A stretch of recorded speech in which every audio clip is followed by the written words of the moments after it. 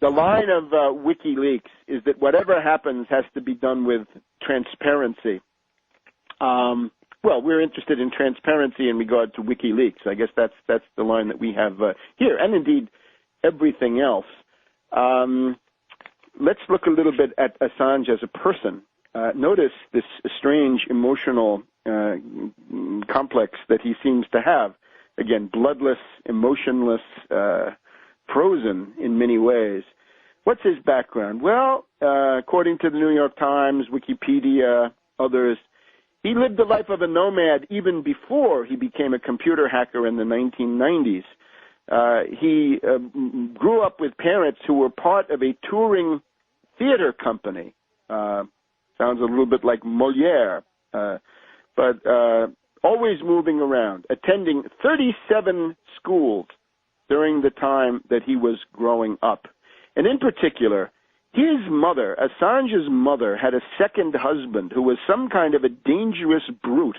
And we're told in Wikipedia that Assange grew up on the run from the father of his half-brother, who was a member of the Anne Hamilton Byrne cult of Melbourne, Australia. What was the Anne Hamilton Byrne cult? Well, again, according to the Wikipedia article on that, the Anne Hamilton Byrne cult, it was a cult which used LSD and a whole array of psychopharmaca on little children. In other words, systematic child abuse through psychopharmaceutical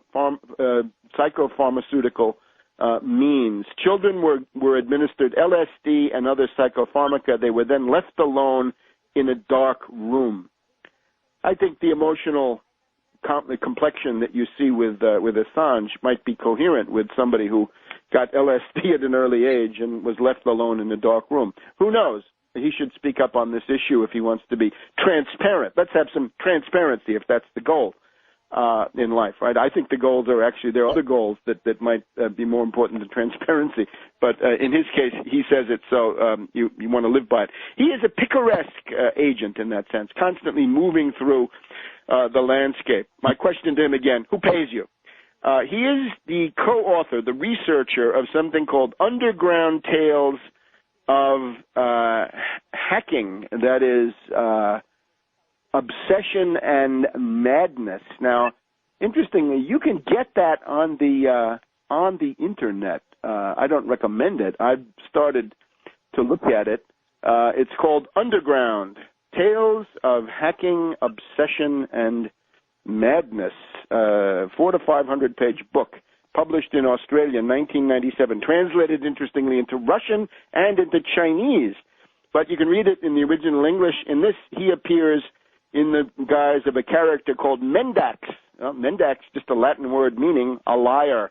So his self-image is that of a liar. Interesting, if true.